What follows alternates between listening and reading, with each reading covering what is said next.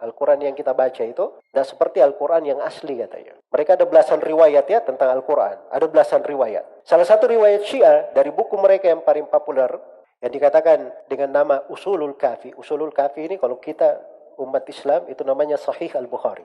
Tahu Sahih Al-Bukhari ya? Nah ini bagi mereka buku hadits yang paling topnya namanya Usulul Kafi. Di Usulul Kafi disebutkan Quran yang kita pegang itu katanya sepertiga dari mushaf Fatimah milik mereka. Sepertiga. Berarti Qurannya mereka berapa juz kalau begitu? 90 juz ya kira-kira. Ya. Dan lebih uniknya lagi, katanya tidak ada satu huruf pun di mushaf Fatimah itu berada di mushaf kita. Jelas ya? Dan ini ada dari buku-buku Syiah. Jangan mengatakan rekayasa. Oh itu tidak ada. Ya. Itu ada di buku-buku mereka.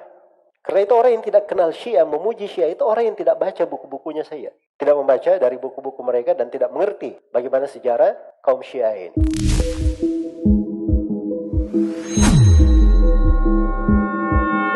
Di rak buku saya ada sebuah Al-Quran terbitan Qum, Iran, cetakannya resmi dan bersertifikat dari organisasi Darul Quranul Karim Republik Islam Iran, semacam lembaga negara yang bertugas memeriksa setiap mushaf sebelum diedarkan, memeriksa huruf per huruf dan memeriksa harokat per harokat. Saya membuka halaman informasinya dan di situ tertulis nama kaligrafernya, yaitu Syekh Usman Toha. Koreksi jika saya keliru, Syekh Usman Toha ini adalah kaligrafer asal Suriah. Tulisan tangannya menjadi standar cetakan Al-Quran di hampir seluruh dunia Islam saat ini. Kerajaan Arab Saudi pun mencetak mushaf Madinah dan membagikan salinannya gratis ke jamaah haji setiap tahun. Syekh Usman Toha lah yang menulis kaligrafinya. Nah, Al-Quran yang kita baca dan kita hafal di pesantren atau di masjid atau yang kita baca di masjid-masjid di Indonesia, hampir semuanya menggunakan khot Usman Toha. Dan khot yang sama itu ternyata tercetak di mushaf terbitan Qum yang ada di rak buku saya. Ada satu detail lagi, sertifikat resmi dari lembaga yang sama mencantumkan qiraah yang digunakan, yaitu qiraah Hafs dari Imam Hazim. Ini adalah bacaan yang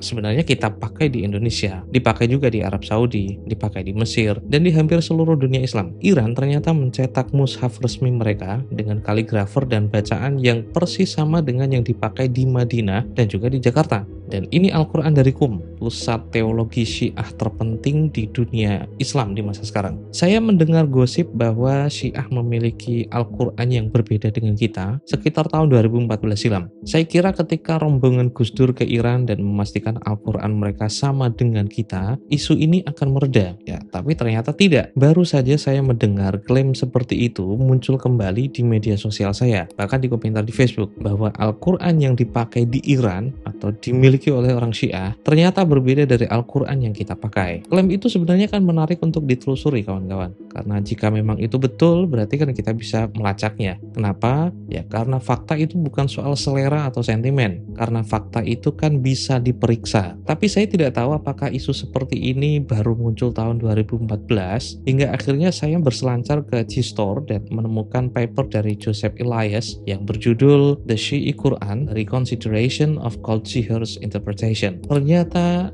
isu ini punya jejak yang bisa dilacak. Jadi pada tahun 1643 di Lahore tepatnya di India, ada seorang penulis bernama Muhsin Fani. Dia menyelesaikan sebuah buku berbahasa Persia berjudul Dabistan Mazahib. Di dalam buku itu, dia mencantumkan sesuatu yang dia sebut sebagai surat dua cahaya, sebuah teks yang berbahasa Arab sepanjang 41 ayat. Dan menurut Muhsin Fani, surat ini dihilangkan dari Al-Quran oleh Utsman bin Affan ketika isinya memuji Sayyidina Ali bin Abi Thalib. Tapi ada yang perlu diketahui tentang siapa itu Muhsin Fani. Dia adalah penduduk asli Kashmir, dia seorang penyair, dan dia adalah penganut filsafat Sufi Parsi. Jadi dia bukan ulama Syiah. Dan di dalam bukunya sendiri, Muhsin Fani menulis dengan pengantar seperti ini. Penulis buku ini, yaitu Muhsin Fani, mendapat informasi dari ulama sekte tersebut. Dia juga menuliskan bahwa sebagian dari mereka mengatakan bahwa Utsman membakar salinan Al-Quran dan mengecualikan surat-surat yang membahas kemuliaan Ali. Coba kalian perhatikan bahasanya. Dia menceritakan apa yang dia dengar dari orang lain, bukan dari apa yang dia yakini, dan bukan apa yang menjadi doktrin resmi suatu mazhab. Jadi sumber paling awal yang memuat klaim ini bukan berasal dari tradisi Syiah manapun. Sumber itu ternyata berasal dari seorang filsuf Sufi di India pada abad ke-17 Masehi yang menulis berdasarkan kabar dari mulut ke mulut. Lalu pada Juni 1912, hampir 3 abad kemudian, sebuah manuskrip Al-Quran itu muncul di Bankipore, India. Naskah itu diklaim berusia 200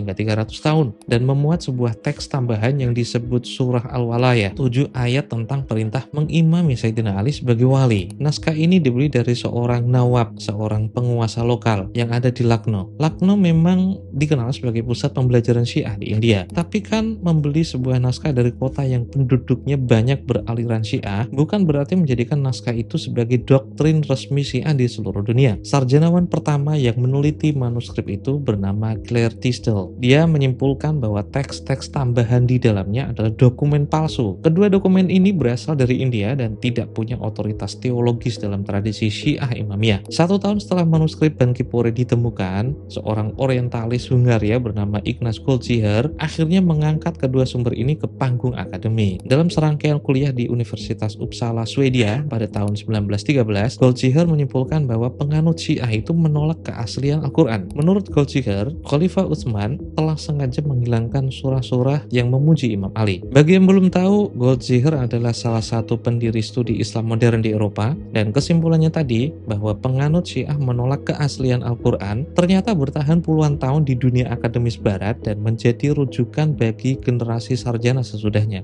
Jadi Goldziher itu bukan intelektual biasa. Hingga seorang peneliti bernama Yosef Elias, tokoh yang saya sebutkan tadi, melakukan sesuatu yang sedang saya geluti sekarang. Dia membaca langsung kitab-kitab fikih Syiah Imamiyah yang paling awal. Bukan terjemahan Prancis atau manuskrip dari India, tapi dari kitab-kitab hukum yang ditulis oleh ahli fikih Syiah sendiri. Syekh As-Saduq wafat sekitar tahun 991 Masehi. Beliau seorang ahli fikih Syiah Imamiyah di generasi awal. Dan di dalam kitabnya, Risalatul I'tiqad Al-Imamiyah, beliau menulis pernyataan seperti ini. Al-Quran yang diturunkan kepada Nabi Muhammad sama persis dengan teks yang ada di 2 sampul yang beredar di tangan masyarakat. Ungkapan Arab yang ia gunakan adalah ma bainad daffataini, apa yang ada di antara 2 sampul. Ungkapan ini merujuk pada mushaf fisik yang bisa dipegang dan juga bisa dibaca oleh siapa saja di abad ke-10 Masehi. Tidak ada satu bagian pun yang hilang, dan siapapun yang mengklaim teksnya lebih panjang dari itu, kata As-Saduq, adalah pendustaan. Jadi pernyataan ini ditulis lebih dari 1000 tahun yang lalu, jauh sebelum Muhsin Fani menulis Dabistanil Mazahib di Lahore dan sebelum Goldziher menyampaikan kuliahnya di Uppsala. Coba kalian perhatikan kronologinya. Posisi resmi Syiah tentang keutuhan Al-Quran itu sudah ada sejak abad ke-10 Masehi. Klaim Goldziher tentang surat yang hilang baru muncul di abad ke-17. Itu pun dari luar tradisi Syiah, dan intelektual yang mempopulerkan klaim itu ternyata bekerja di awal abad ke-20 Masehi tanpa pernah memeriksa sumber primer dari Syiah. Lalu apa yang sebenarnya diperdebatkan oleh Syiah soal Al-Quran? Ternyata bukan isinya. Yang mereka persoalkan menurut Joseph adalah taklifnya, urutan susunan suratnya. Syiah meyakini bahwa urutan surat dalam Mushaf Utsmani itu tidak sesuai dengan kronologi turunnya wahyu. Tapi kan pembedaan urutan surat itu bukan berarti ada perbedaan di dalam isi wahyunya. Ya, asumsikan ada sebuah buku yang babnya atau pasalnya itu acak, tapi setiap kalimat yang ada di dalamnya tidak ada yang berbeda, tetap sama. Ada satu istilah lagi yang sering muncul dalam diskusi ini, yaitu Mushaf Fatimah. Goldziher mengklaim bahwa Syiah itu memiliki salinan Al-Quran tersembunyi yang 3 kali lebih panjang daripada Mushaf Utsmani. Al-Kulini mencatat tradisi Syiah ini pada abad ke-10 Masehi, dan berdasarkan catatan itu, Joseph menemukan bahwa kata Mushaf dalam Mushaf Fatimah sebenarnya bermakna sebuah buku, bukan Al-Quran. Karena dalam bahasa Arab, Mushaf secara harfiah berarti lembaran-lembaran yang dijilid. Dia bisa merujuk pada kitab apa saja, bukan hanya kitab suci. Syiah meyakini buku ini berisi catatan peristiwa masa depan, dan menurut tradisi mereka, malaikat itu mendiktekan isinya kepada Sayyidah Fatimah setelah wafatnya Kanjeng Nabi dan Sayyidina Ali yang menulisnya. Jadi literatur Syiah awal menyatakan secara eksplisit bahwa Mushaf Fatimah sama sekali tidak memuat apapun yang ada di dalam Al-Quran. Jadi apa yang Goldziher sebut sebagai Al-Quran rahasia Syiah yang 3 kali lebih panjang panjang, ternyata bukan Al-Quran sama sekali. Dia hanya sebuah buku yang isinya menurut Syiah sendiri tidak ada hubungannya dengan wahyu. Kita bisa kembali sekarang ke mushaf terbitan Qum yang ada di rak buku saya. Mushaf ini menggunakan khat dari Syekh Utsman Toha dan qiraat Hafiz dari Imam Asim dalam 604 halaman. Lembaga Negara Republik Islam Iran menyertifikasinya per huruf dan per harakat, kaligrafer dan bacaan yang sama persis dengan mushaf yang beredar di Indonesia. Seseorang boleh saja tidak menyukai Syiah atau mencurigai motif politik Iran, tapi kan tidak menyukai sebuah mazhab dan menuduh mazhab ini mengubah kitab suci umat Islam, ini kan dua hal yang berbeda. Dan di antaranya itu ada jarak yang seharusnya diisi oleh pemeriksaan.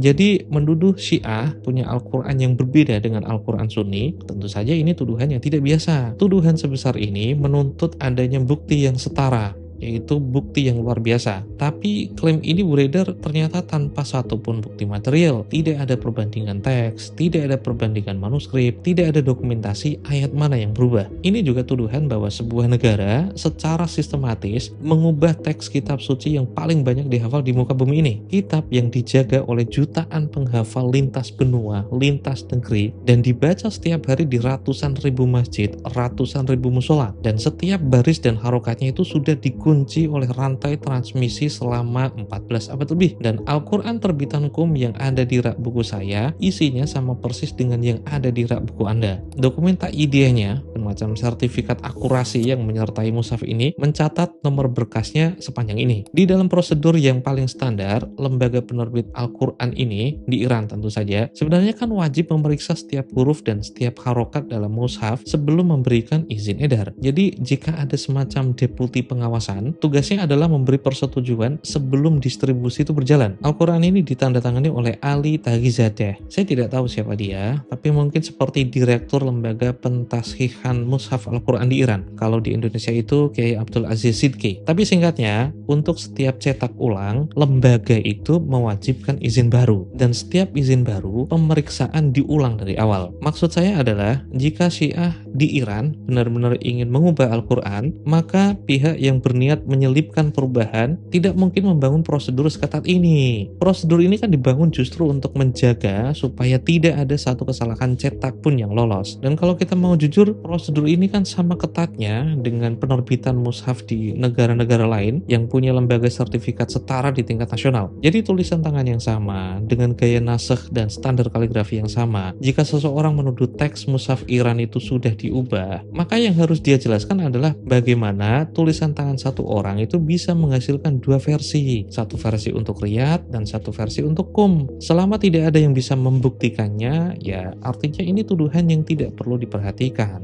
Jika kita sudah tahu kalau ini hanya tuduhan dan fitnah, untuk apa disebarkan? Saya Romul Abbas, ini Pembenyangan Tor, sampai jumpa.